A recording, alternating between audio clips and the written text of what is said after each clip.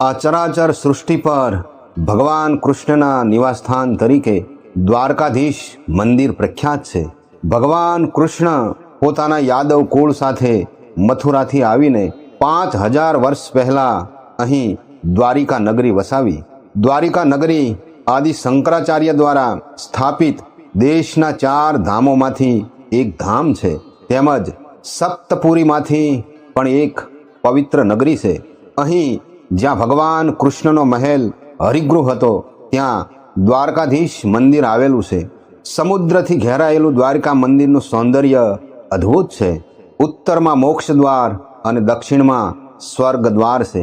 અહીં પંચતીર્થ છે જ્યાં કૂવાના જળથી સ્નાન કરવાની પરંપરા છે.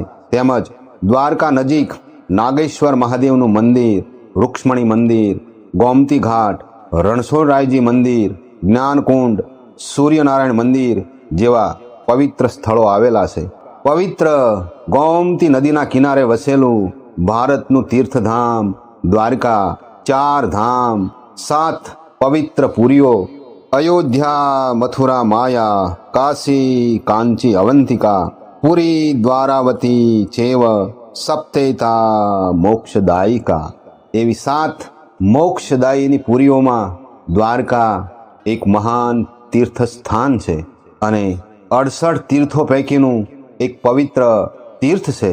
પશ્ચિમે ઘૂઘવતો અરબી સમુદ્ર, ભગવાન કૃષ્ણ સાથે જોડાયેલા અનેક મંદિરો, નાગેશ્વર મહાદેવ મંદિર, ગોપી તળાવ અને બેટ શંખોદ્વાર જેવા પવિત્ર સ્થળો આવેલા છે.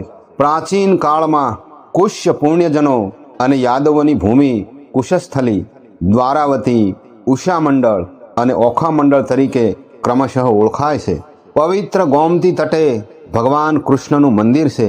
પુરાતત્વ વિભાગના મંતવ્ય પ્રમાણે મંદિર આજે 1200 વર્ષ જૂનું છે.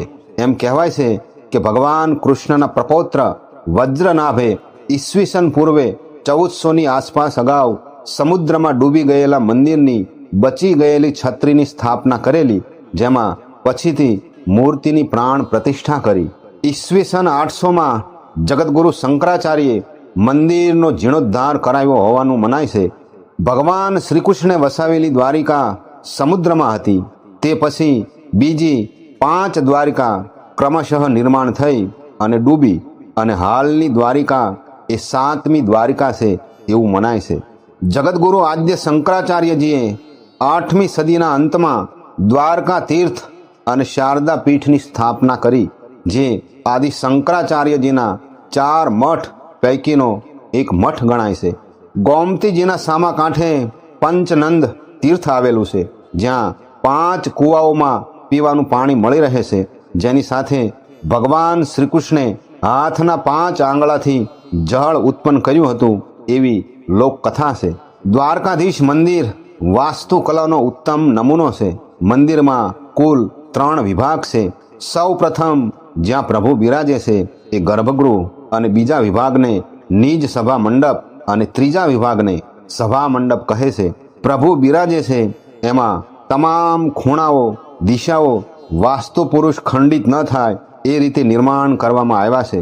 નિજ સભા મંડપમાં 6 શિખર છે અને સભા મંડપ કે જ્યાંથી ભક્તો દર્શન કરી શકે છે ત્યાં એક મોટું શિખર જેને લાડુ ડેરું પણ કહે છે, જે વાસ્તુશાસ્ત્રનો બેજોડ નમૂનો છે.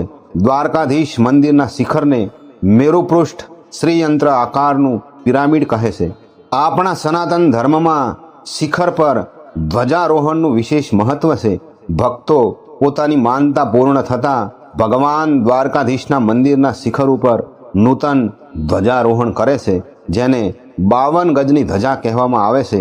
તેની પાછળનું કારણ એ છે કે 27 નક્ષત્રો, 4 દિશા, 12 રાશિ અને 9 ગ્રહ આ તમામનો સરવાળો 52 થાય, તેથી 52 ગજની ધજા કહેવાય છે. આ સિવાય દ્વારકા 52 પ્રકારના યાદવોના પ્રતીક રૂપે 52 ગજની ધજા ચડે છે, જે દિવસમાં 5 વખત બદલે છે. ભગવાન કૃષ્ણ જ્યાં બિરાજ્યા છે એવી પવિત્ર દ્વારકા નગરીને આજે આપણે ભાવથી વંદન કરીએ.